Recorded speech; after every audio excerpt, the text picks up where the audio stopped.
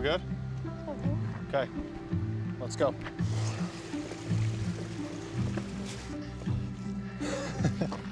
You okay? It's kind of steep at first and then it flattens out once we get up higher.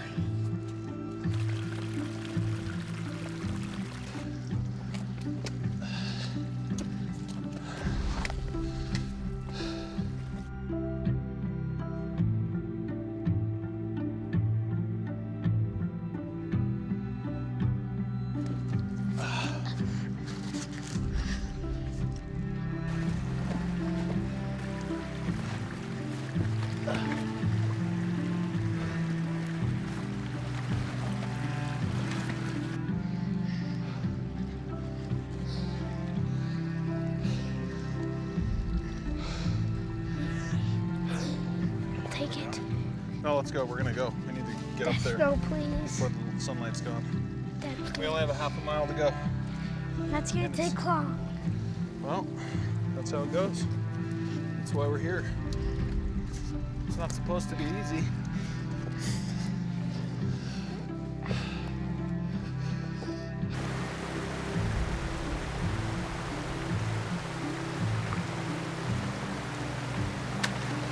Yes. Let's go. We're running out of light. You all right? No. You can do it. I'm gonna head back. It's still steep. What does? The land is still steep. Yeah.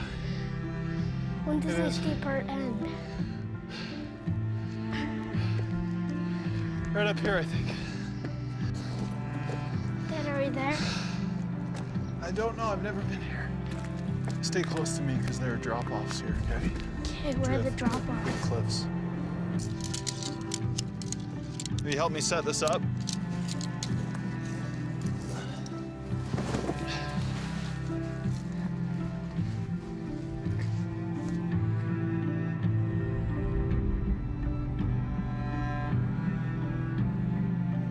Do you like this?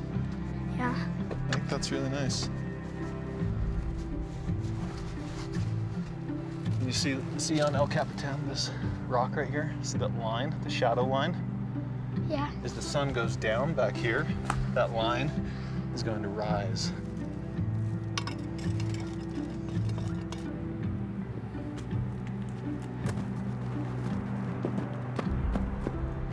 See how the shadow is already higher?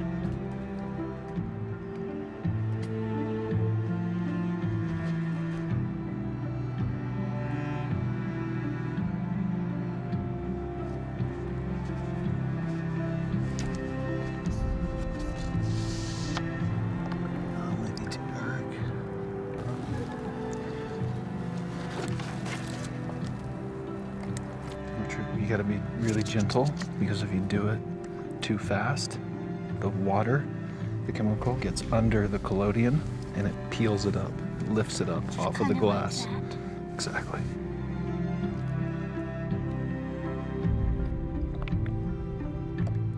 Do you think this is the beautifulest one?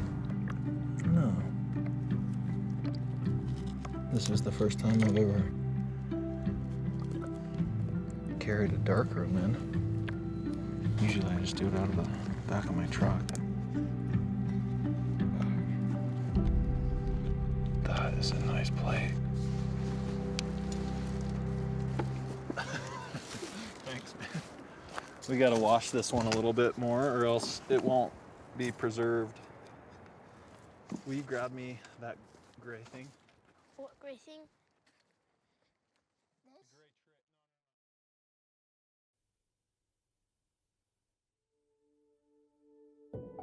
Carlton Watkins first photographed the Yosemite Valley in the summer of 1861. He captured the images on large plates of glass and with a glue-like substance called collodion. He hauled 2,000 pounds of equipment on mules through the dangerous and wild terrain to photograph from carefully chosen viewpoints. Because of his visual genius and relentless nature, he managed to create photographs that were so perfect that even decades later, Ansel Adams would study Watkins' work and recreate images from the exact locations. President Lincoln saw the photographs Watkins made in the midst of the Civil War, and even though he had never been to Yosemite in person, he was inspired to sign legislation that would preserve Yosemite Valley forever. This laid the foundation for the national park system, and was the first time in human history a government would protect wilderness for public use.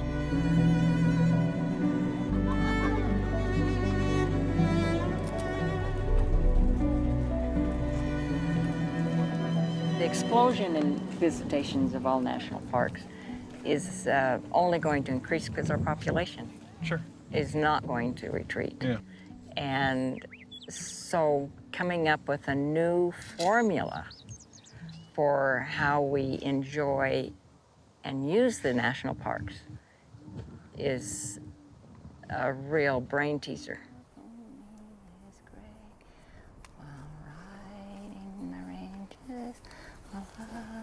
Never changes. I whistle a happy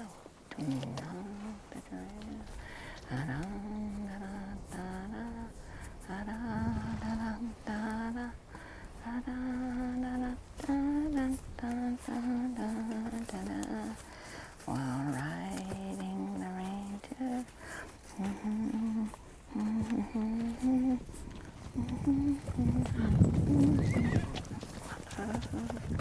Maggie, come here.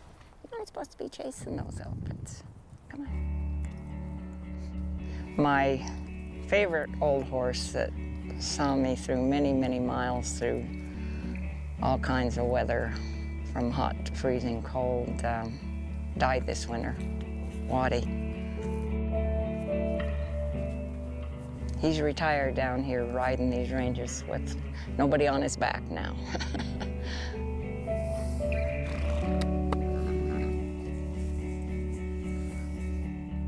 Well, I was first introduced to Indian Creek when I was in my early 20s. And I can vividly remember the dusty pickup ride down the road. It was all a dirt road at that time.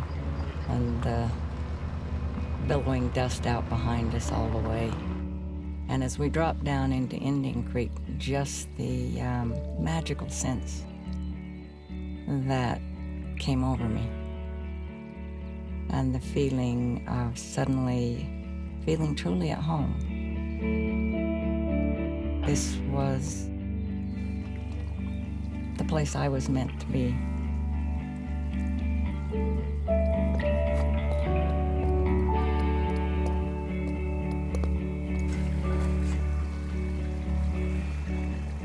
All that you put in time and effort and sweat. Okay, Mag, come on. You do feel a protection for it. When I think of healing a landscape, I think that it needs solitude.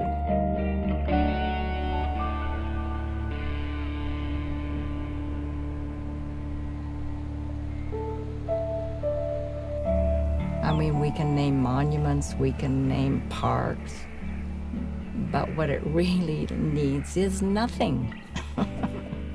It needs nothing. It needs to be able to grow its plants, let the sun hit it, and let the water trickle down through it and not be disturbed. And we're a disturbance.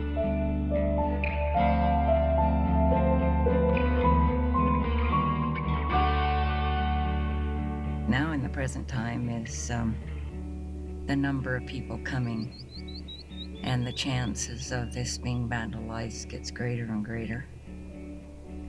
And the chance of any of us coming and sitting here alone and feeling somewhat of maybe what the ancient people might have felt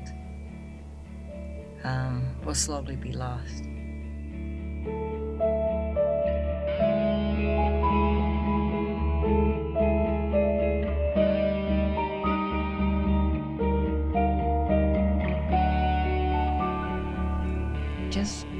trying to break away from the patterns of our everyday life and letting nature seep into us and feel a part of us that I think we miss. We miss because everything's regimented, everything is so easily accessed that we don't feel sometimes the pain of nature as well as the beauty.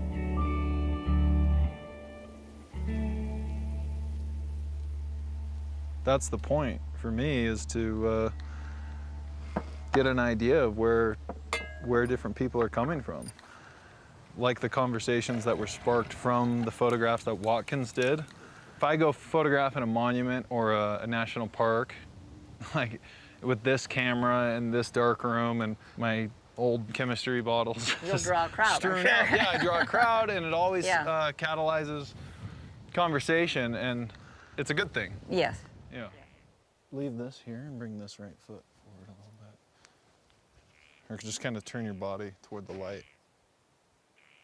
Keep holding still.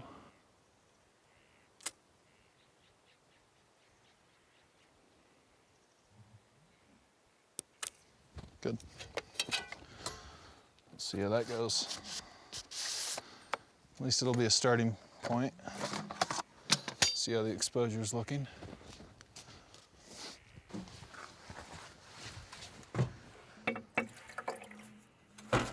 Make sure this wet plate is still wet.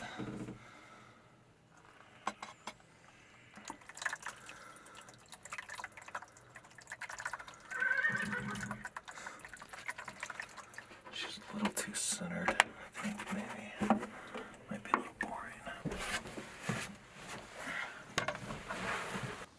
Maybe we did 3.5 seconds. Maybe we'll do 2. There's movement in your face. Oh, okay. I think the next one will be better. What do you think?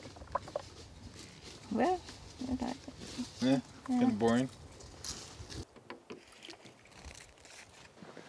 Now I could just put you like up in the shade a little bit. Yeah.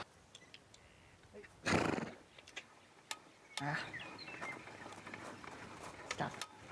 There you go. Get around. Yeah, to refocus. Ah. Can you turn them a little bit so you're a little more in profile? Yeah, perfect. Right there. Ah. Okay. Frustrating. That is oh, I shouldn't talk.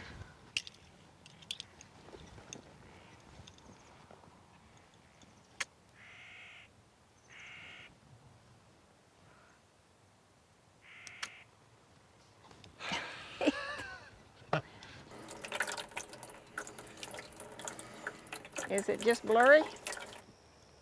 Yeah. Do you want to try it again? I don't. How about one off?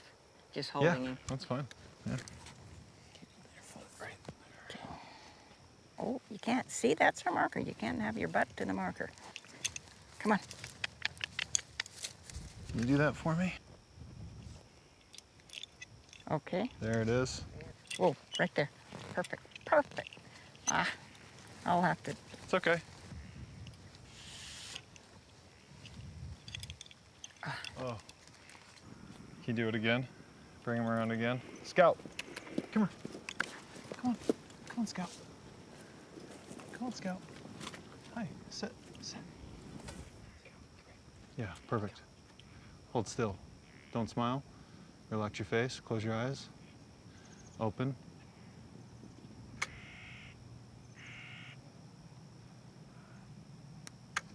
Good.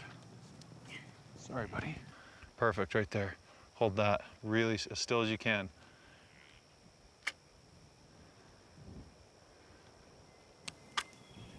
Great. You can move. Eric, you really do need to get an up-to-date camera. That's better. Came in a little bit slower, so I'm still happy to.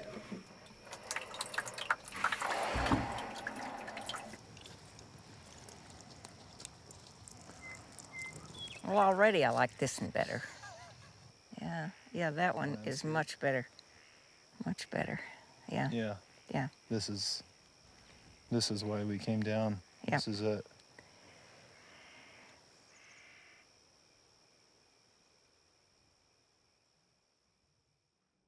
Is that what you want? Sorry. This YouTube dad.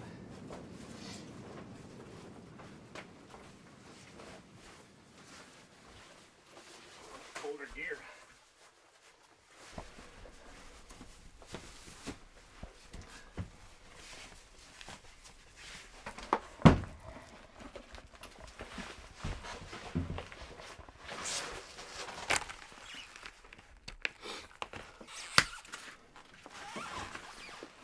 Whether we perceive that one entity is destroying the land more than the other, or vice versa. You know, until you walk a mile in their shoes, you shouldn't have an opinion on it.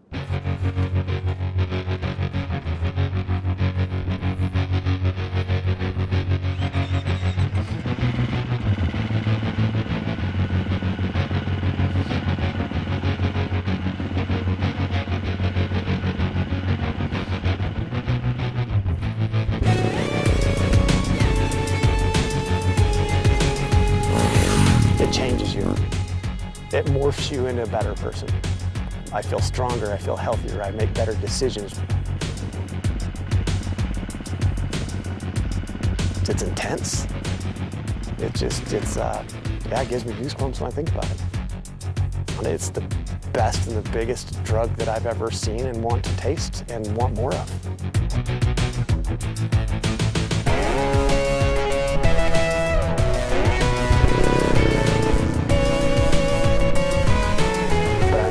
To the freedom of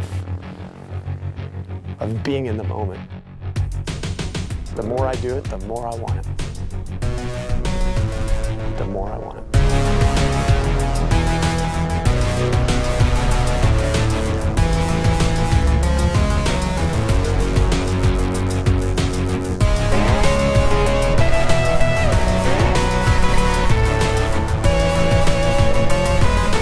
Experience is if you don't come out to touch, taste, smell, feel, experience the backcountry or something of nature, not just the backcountry, of nature itself, you never really connect with your humanity.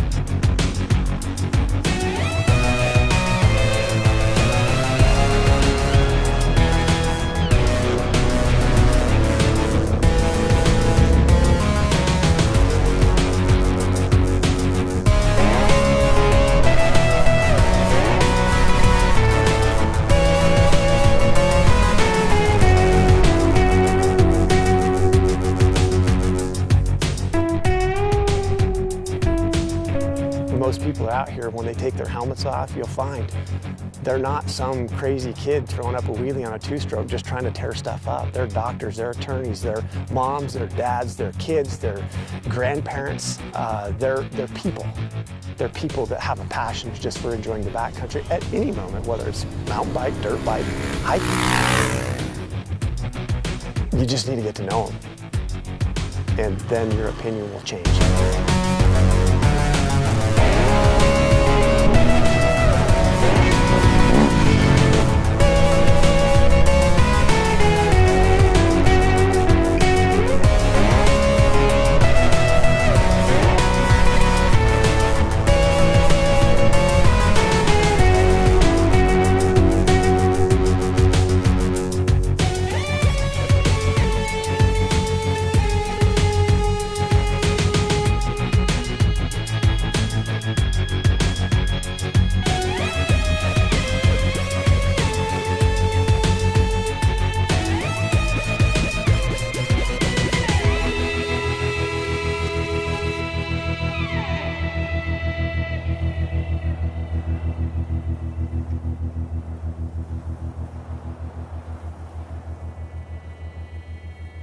Well, when I was 20, I went on a climbing expedition to Kyrgyzstan,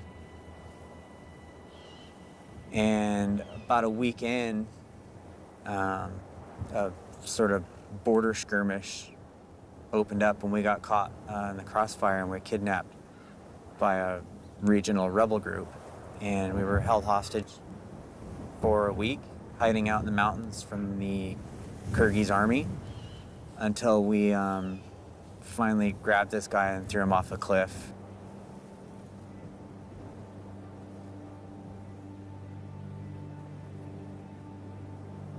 It's kind of hard to explain, but losing your freedom is something that changes you in ways that you just can't really explain to people.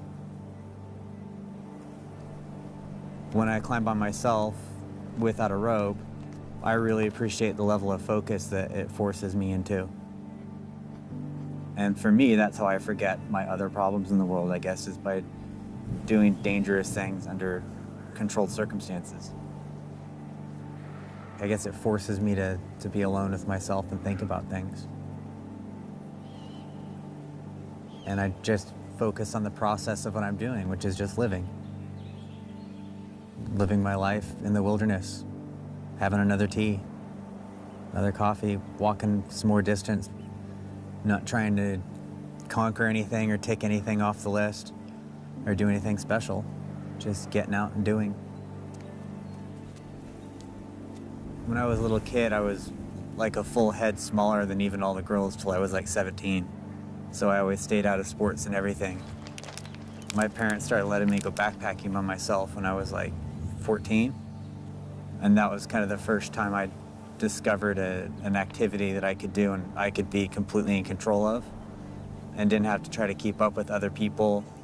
I could do things at my own pace and with my own strategy.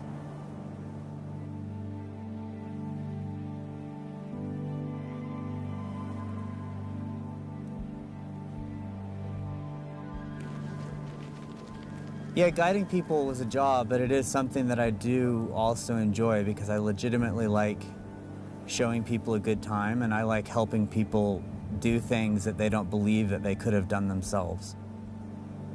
It can be really rewarding to take people from Los Angeles or New York or Chicago or whatever and drag them out, to, be able to go sit down in these villages where people were sitting around 1,000 years ago. For a lot of people, they think that going to arches and walking up in the cattle train to Delicate Arch is as good as it gets. It's kind of a funny idea of preservation. Take the best part of it and destroy it.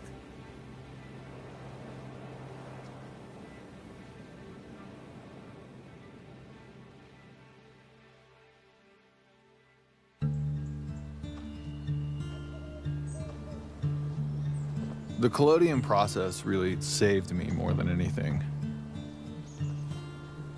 I was a medical resident in Arizona, spending so much of my time in what felt like a sterile box, under fluorescent lights, listening to beeps and alarms. And when I decided to close my studio and gallery to pursue medicine, I thought I was going to fix everybody and help save the world. But it just isn't like that. For years, my life was dictated by the requirements of my education and training.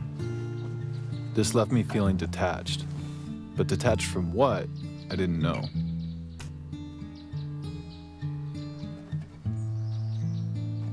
I think you can go insane if you don't make an effort to disconnect from all the noise.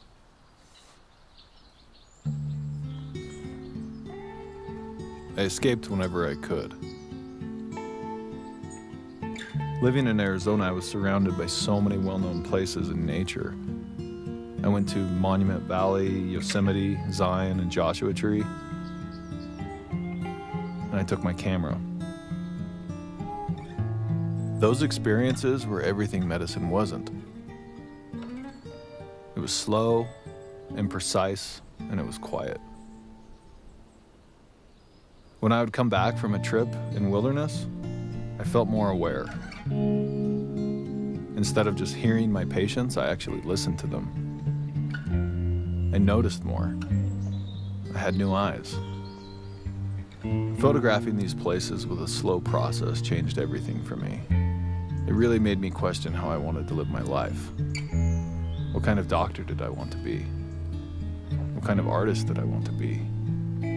What kind of father did I want to be?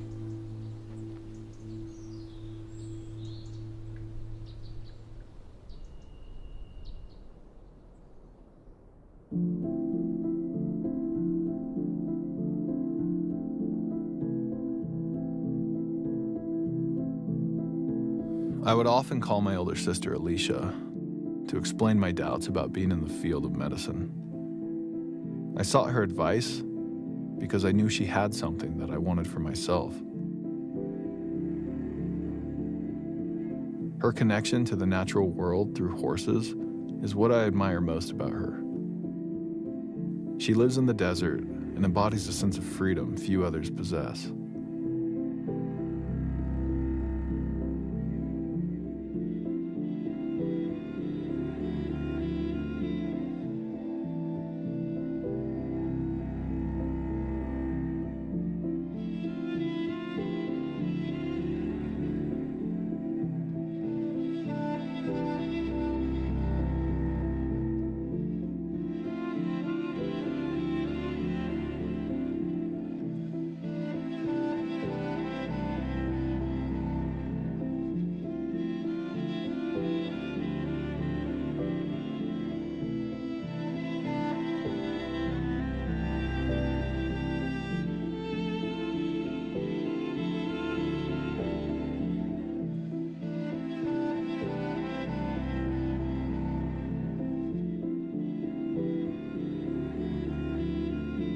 I find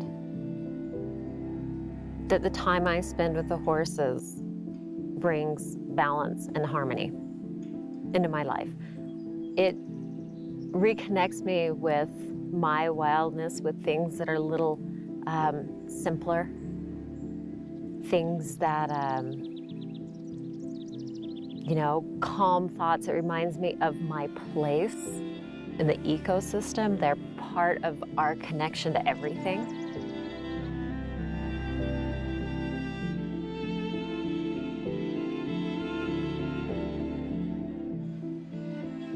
When we're not experiencing wildness and the wilderness and exploring and discovering and having that reverence for life,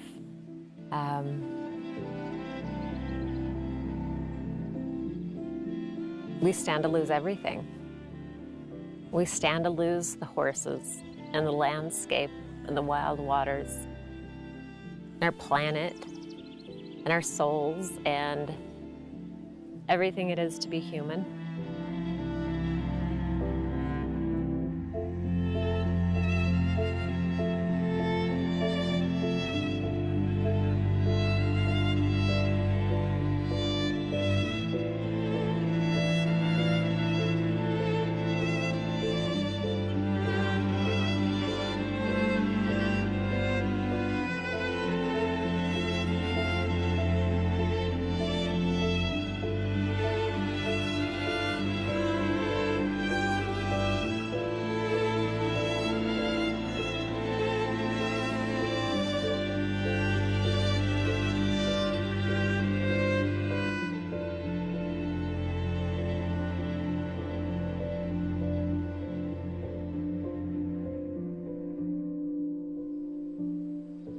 You know that it's not okay because you've tasted wild water. So you worry about the children that are going to be the ones to protect the land and the open spaces and the wild horses. But if they don't know, and they haven't gone out there and they haven't experienced the spaces, and you know, they're being raised on slides and swings and concrete, they don't know the wildness. We take away their wildness because we've lost our own. It doesn't occur to us that it's not okay. How can we take that? We're not out there anymore. We're not experiencing the landscape, and I think that the ones that are know it better.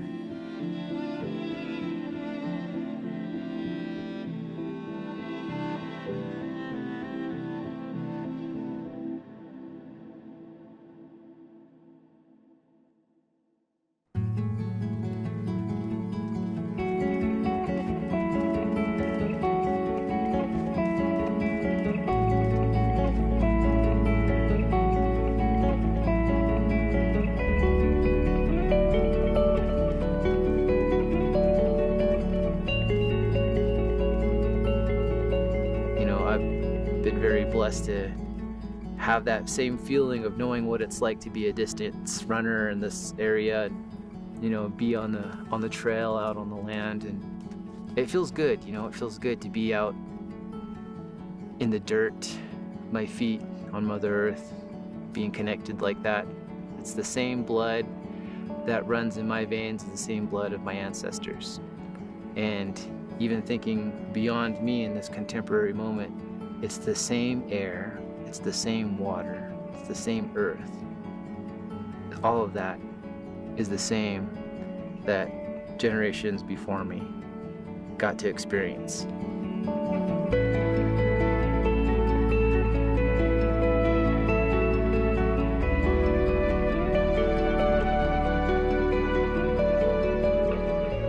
Most of these beautiful, special places have been sacred places, just like Yellowstone and Yosemite, like, you know, those parks and monuments that are out there in the world, they were sacred places. Native people protected them, they stewarded them, they took care of them for a long time. And, you know, when Euro-Americans arrived here, they thought it was an Eden, it was a paradise that was untouched, and no people had been there before.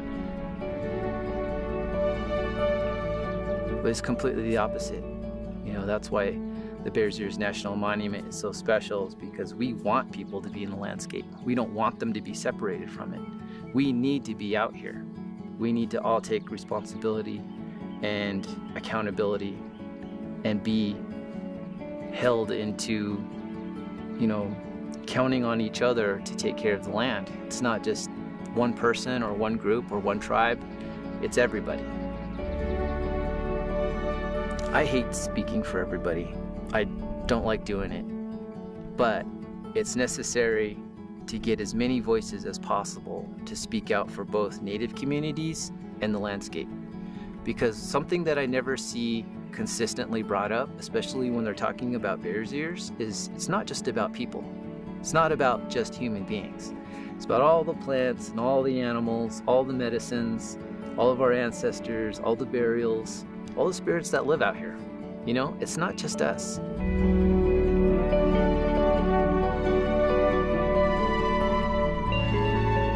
Oftentimes when I'm out running in a really rugged terrain, in a rugged place, and I'm having a difficult time,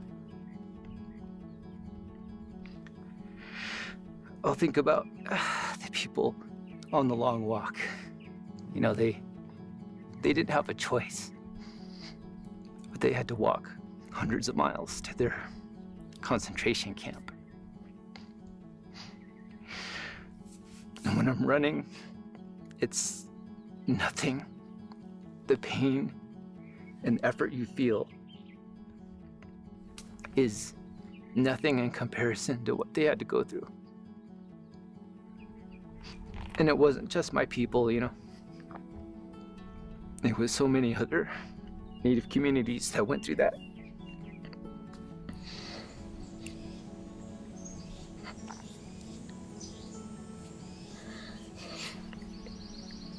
That's another reason why Bears Ears is important, because, you know, it represents a place where we were safe. We were never captured. Nobody put us in jail. Nobody killed us. It was a place that was, you know, really taking care of us.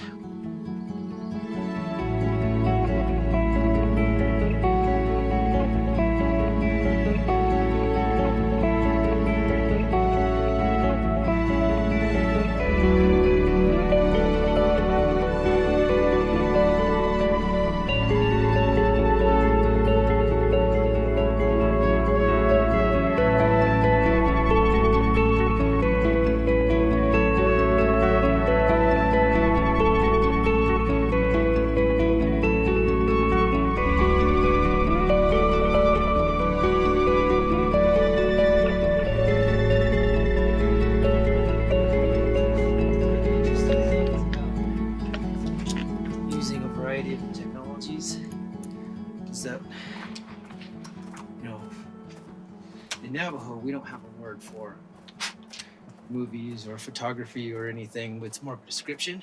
So like we say not a kid, so like a moving image, right?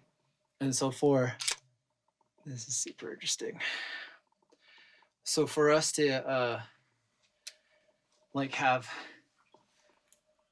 this in the center like this is basically the light. It's the fire. The fire always goes in the middle in Hogan like this.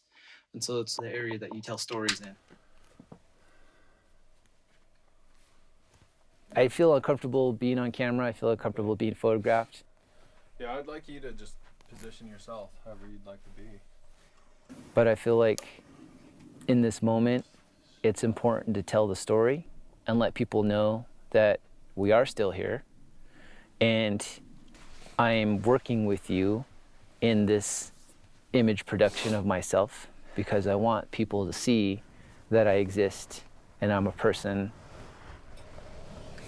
Sorry? When you say me, where am I looking? In the camera, in the lens. Actually, look right here in my hand here. Yeah, Okay. Perfect.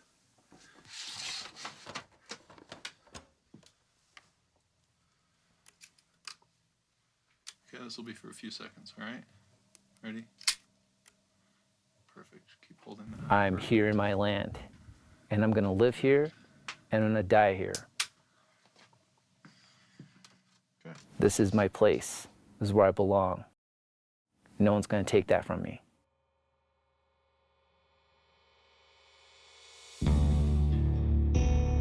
I think for the majority of indigenous people, being photographed is uncomfortable. You know, it makes it feel like you're being objectified, that the world's gaze, the stranger's gaze is upon you.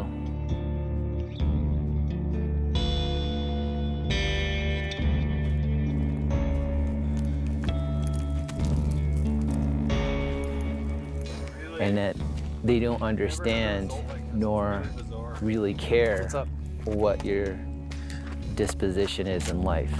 What? That is craziness. Well, I mean...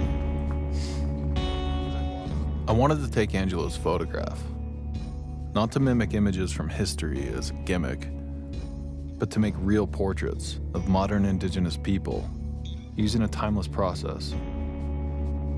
The same process I used to photograph the timelessness of the land.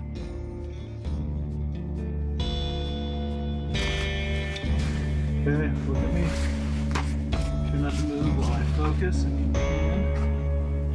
Look at me. Come forward just a hair. Stop.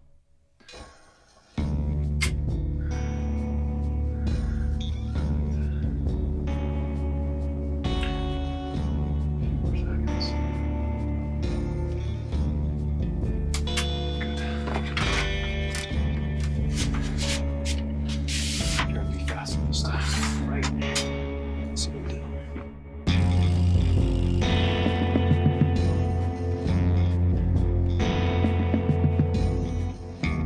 Yeah, this is, I mean, I'm up for the challenge. Mm-hmm. But I don't know if we can do better than this with the limited amount of light. Totally.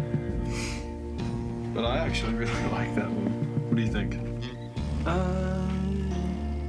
Too haunting again? No, it just seems like I move too much. I assume we just shoot you in that field, photograph you in that field. That's what makes this process so hard.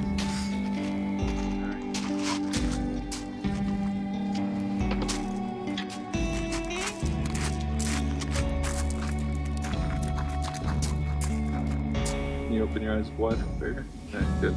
No smile, just relax your face. Yeah, you're fine. Take your time. Good.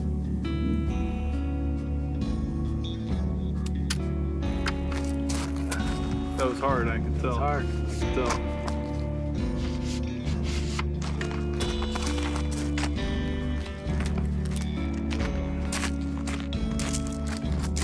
No, I know.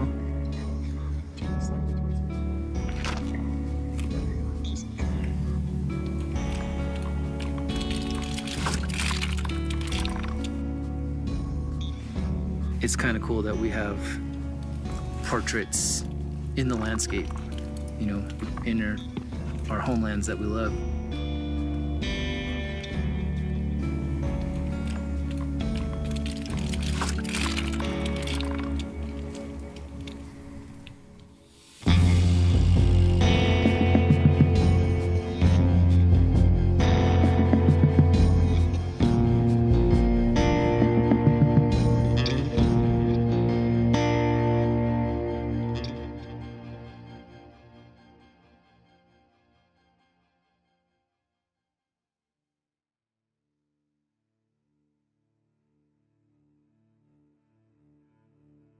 The Collodion process was used to take portraits, and the images became a new kind of signature, proof of existence.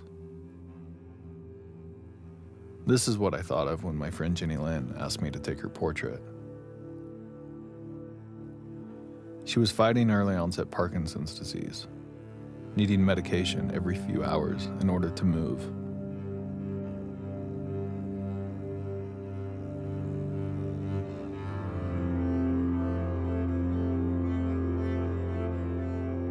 She wanted proof that she was beautiful once, before she no longer recognized herself. I knew what she wanted, but a photograph could not stop time. It can only capture everything we hope to save.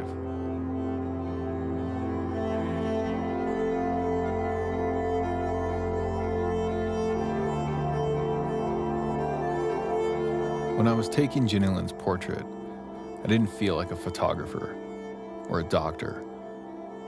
In that situation, photographs seemed insignificant, and medicine could only do so much.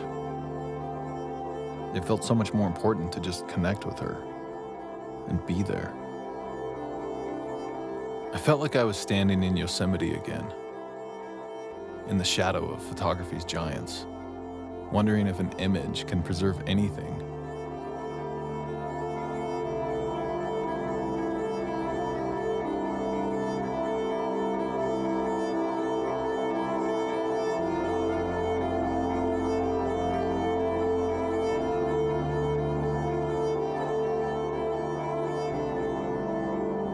What happens when all we are left with is a photograph?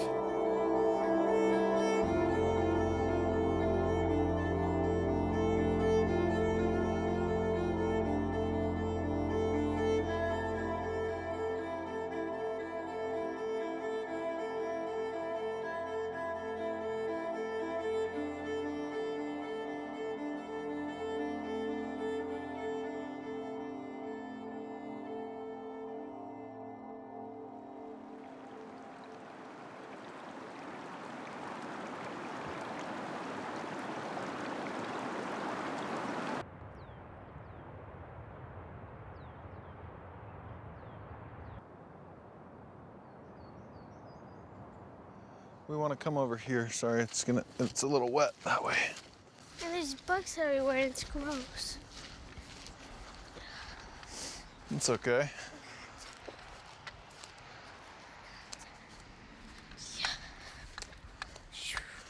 Just follow in my steps, okay?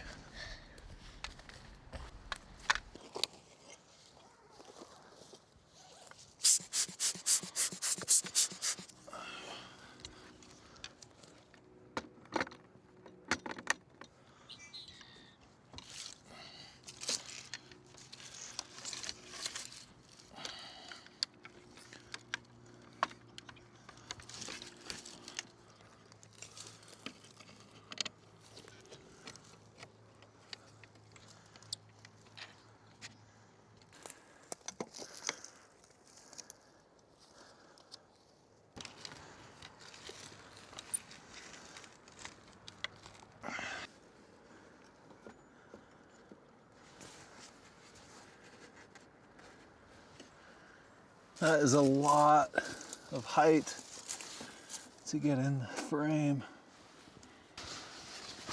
It's too tall. Oh man, need a wider lens.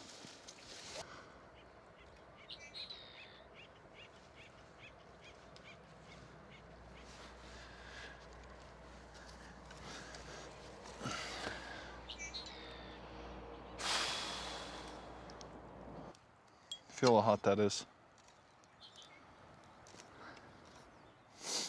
We should have done this first thing in the morning. Try and cool it down with a little bit of water. Yeah, I'm tired of the sun. Hold still.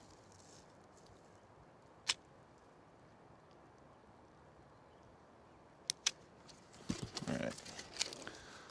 Let's see how that goes.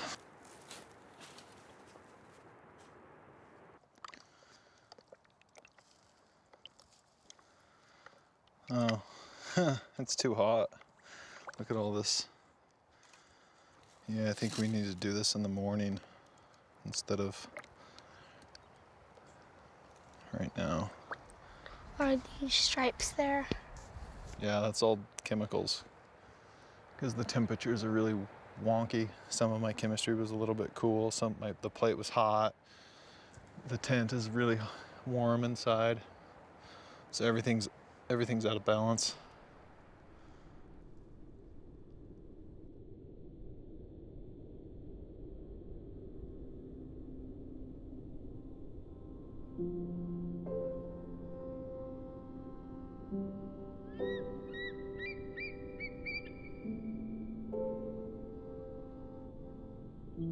My first visit down here was when I was a scout. Our scoutmaster had brought us here to see the area. And then we took a motorboat up the Colorado River, which was just starting to flood as they had developed Lake Powell. That was my first visit into southern Utah. And we saw these very high canyons. And I have a memory of the guy operating the boat pointing to a very high notch. And he said, one day, this will all be covered. And that was my first experience of this area, that it was going underwater. And that was hard.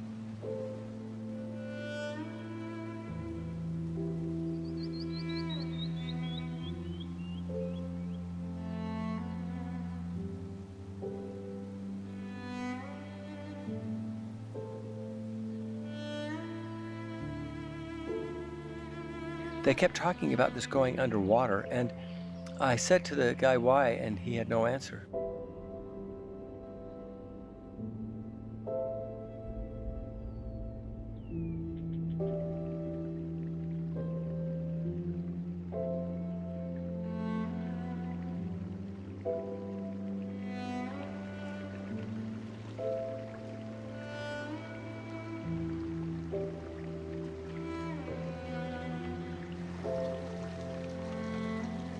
As I ran a river trip every year down Cataract Canyon, we would come to a screeching, grinding halt. And there we were at Lake Powell. And every year that happened, I just got angrier and angrier that man had destroyed all this beauty.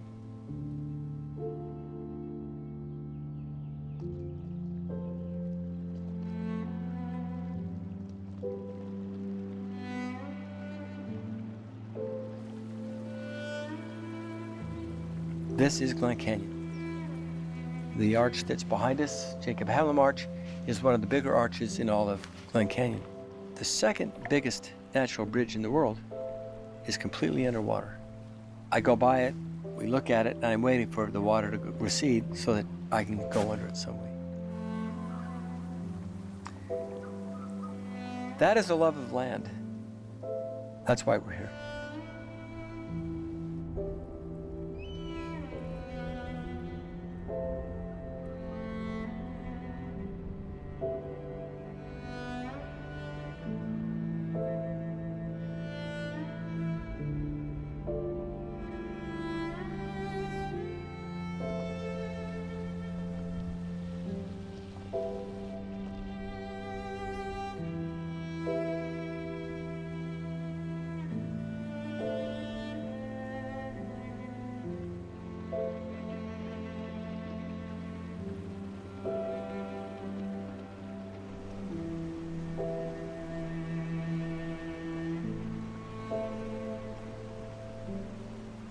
I don't think you can be a complete human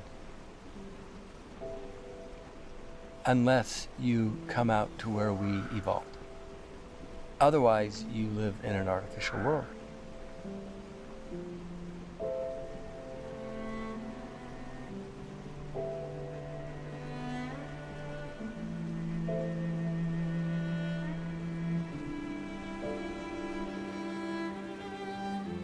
I don't think there is a greater responsibility that adults have than to teach children proper and good principles. They are the next generation that changes and modifies the world in which we live. Nothing, I think, is more important than that. And nothing is more important than to bring youth and children into a place like this. It's transformative. It changes them completely.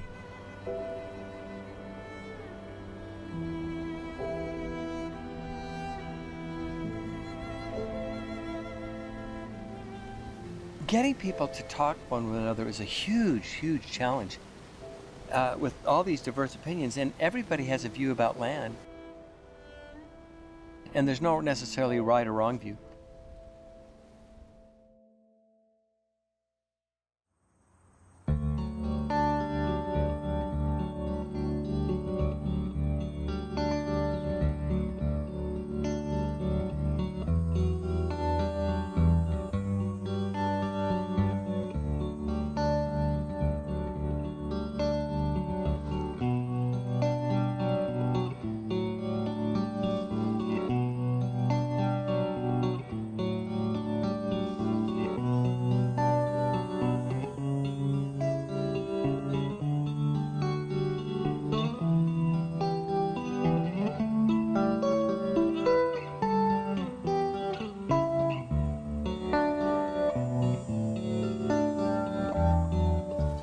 I look forward to passing this on to my children someday.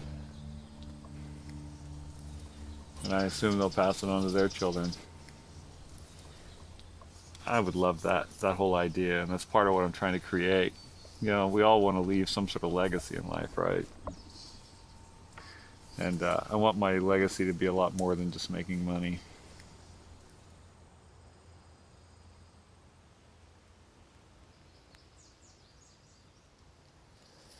I lived out here in an RV for 4 months.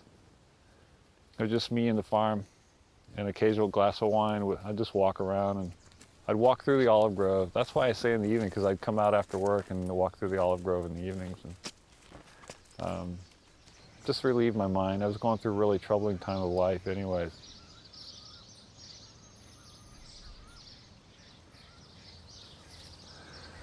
Having this, you know, it's just a gift. Very much so a place of healing.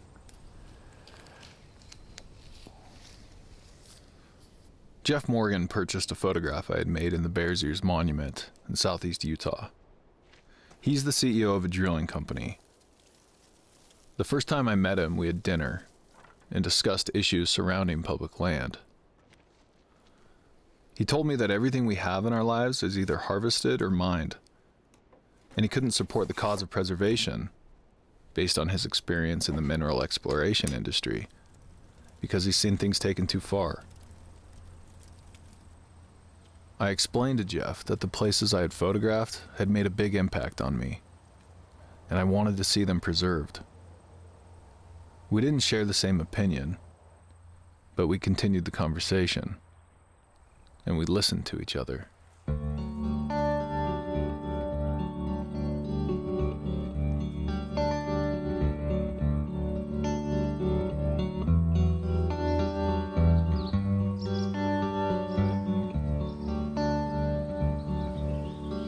We all love the land. I don't care which side of the issue you're on, we all love the land. We all respect the land. We want to preserve it at a certain level.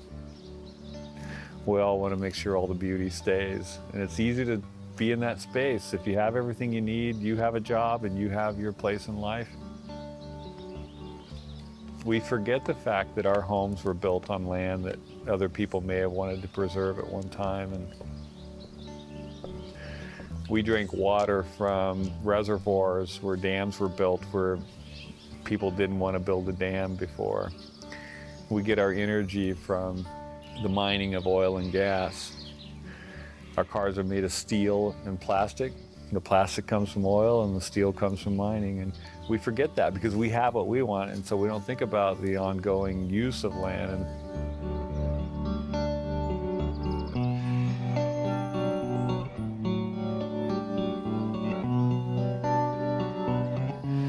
Just the idea of preserving for the sake of preserving doesn't make sense to me.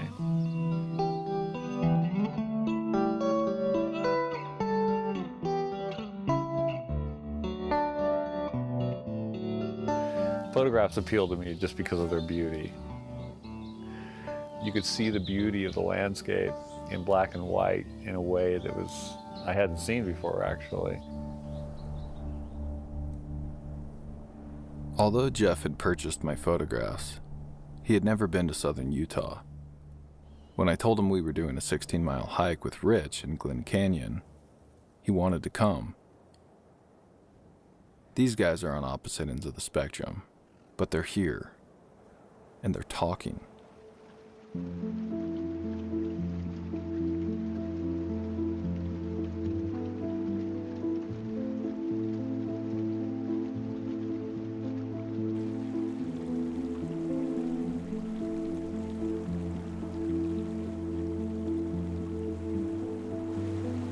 Had Jeff not purchased those photographs, would he have otherwise come to Glen Canyon? Would he have ever seen this landscape?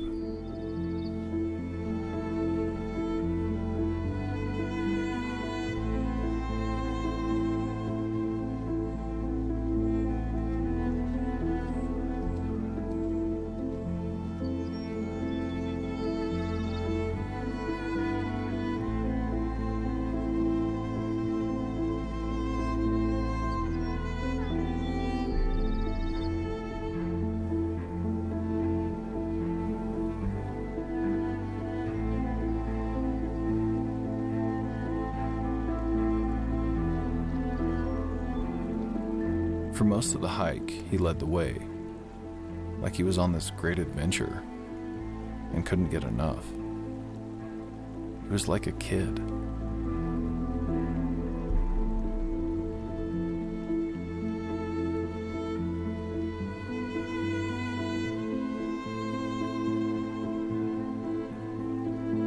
I thought I was here for Rich, the founder of the Glen Canyon Institute. He's a physicist and a doctor, also a well-known land conservationist.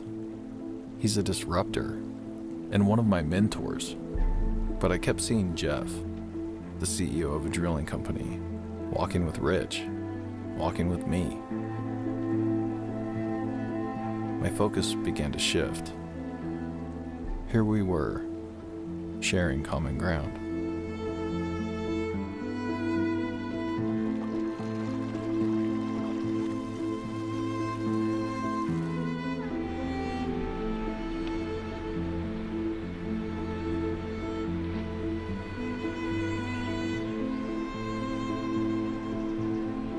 How many other people had I dismissed due to my preconceived notions? What good comes from staying within your own tribe?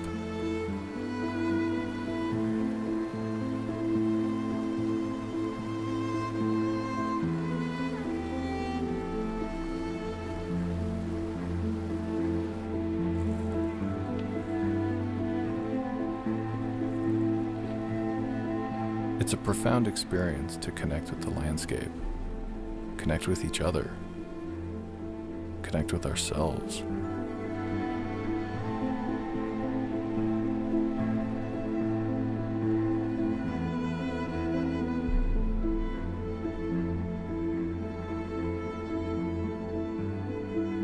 I understand that somebody may want to build an oil well here, and somebody might want to build a condominium here or flood this whole thing with water, but I have to try and educate them that that's not the best use of this land. And the best way for me to do that is to bring them and just stand them right here and say, what do you want to do with this?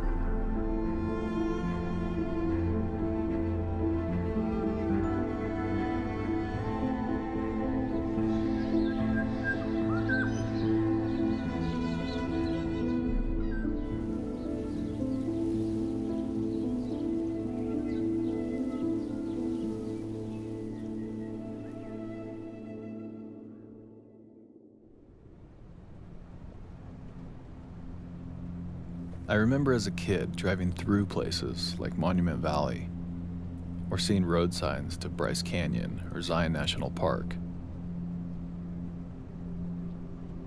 We didn't often spend time in wilderness or stop to see these places.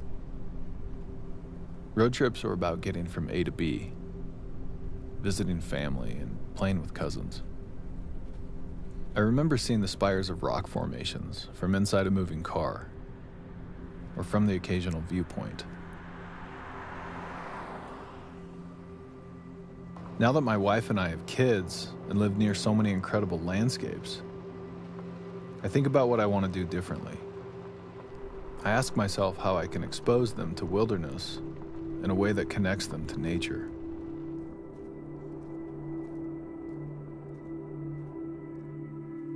We want to give them experiences outside early in life that will keep them coming back.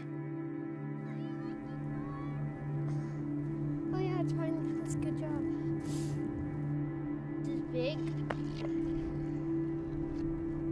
I want them to be unafraid, to examine the details. Yeah, and there's some more guys over there.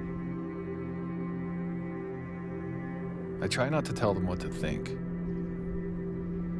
No, you can. I just want them to pay attention.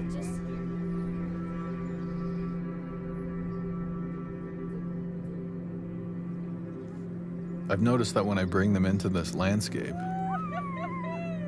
they don't need any direction. They already know what to do. I wish I could be more like that. Curious and present.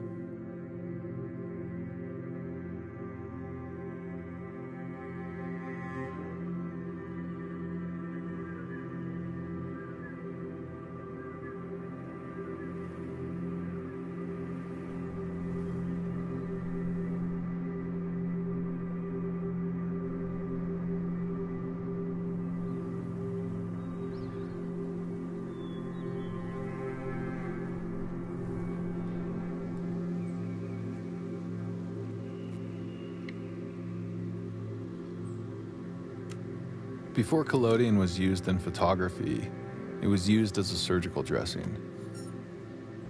It was the glue doctors used to bind wounds. It literally brought things together. This camera and the collodion process brought me into wilderness and closer to myself.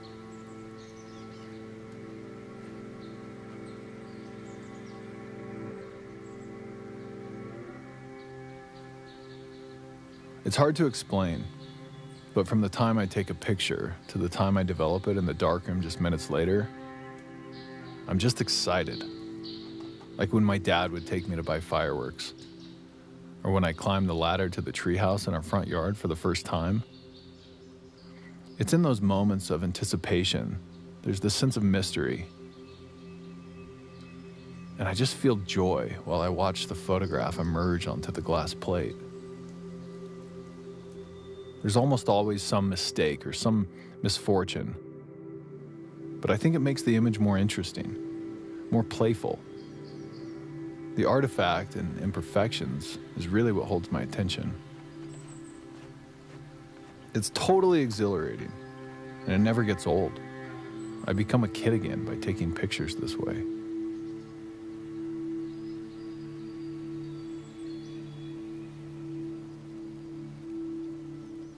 It's fleeting, of course, but I know my way back. It's in these places and through this process that I've learned to slow down and just be more like my kids.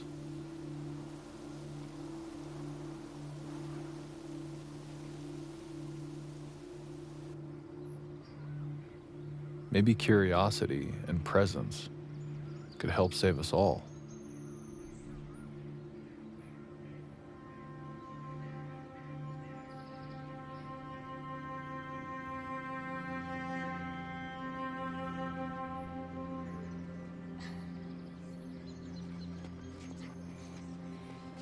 Still.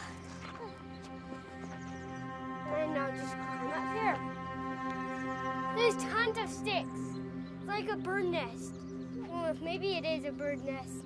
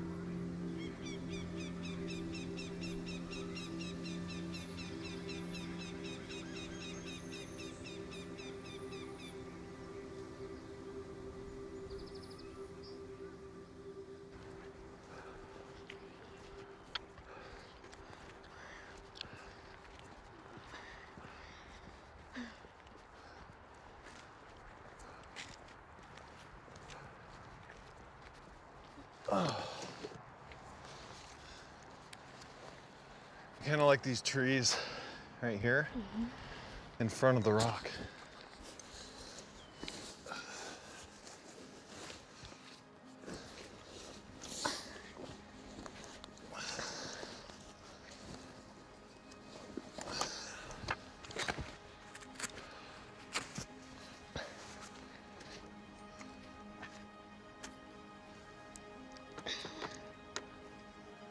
Stick it in. Push it all the way through. Like right here? Yep.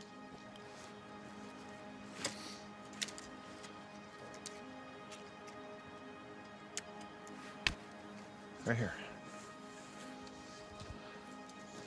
But how do I do it?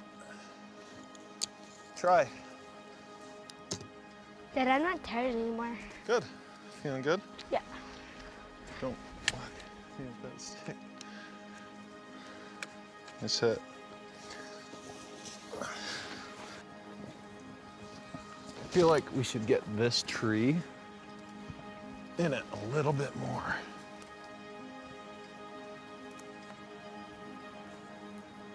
Wait, is it just flipped over? Yep. What's right is left, and what's left is right. Thanks.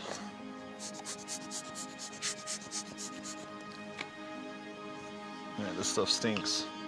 Does? Oh yeah, the collodion. Mm-hmm. If you want to back up, you should. All right, let's go take this picture. Here, hold that.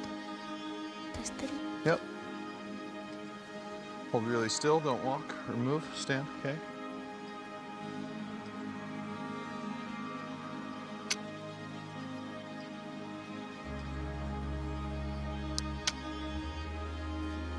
I'll go develop it. Can I come develop it with you? Yeah, let's go. Just be on my right. Okay, so I gotta stay on this side. Right here. The water is called the stop bath because it stops the developing process. Stop bath. And then Wait, so this is bath water? Or it's just normal normal water. Yeah. Come on.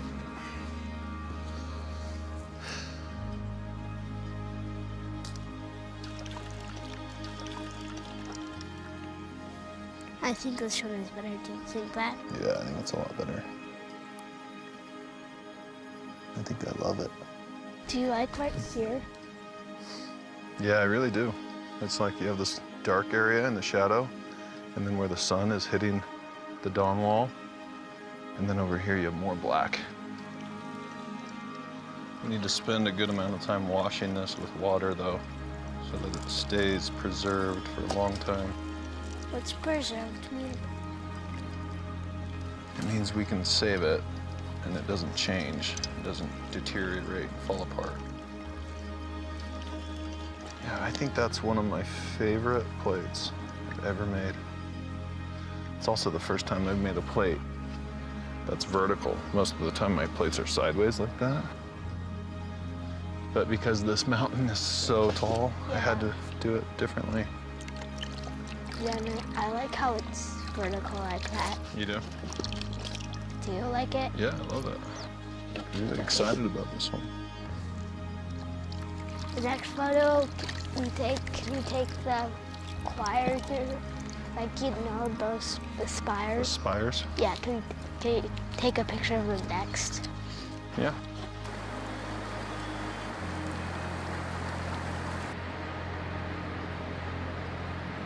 There you go. Pull that, cock it. Pull it back. Good. Close it. Close this. There you go. Push it. Pull it back, cock it. Good, now you're ready to take pictures. So you remember how to focus? Yep, like this thing. You remember which way is infinity, so you can get everything that you see? Wait, what's infinity? That little sign right there that looks like a sideways 8. When you have it there, let me set this for you. Yeah, put that on 11. There, you're good. I'm gonna set up the darkroom while you take some photos, okay?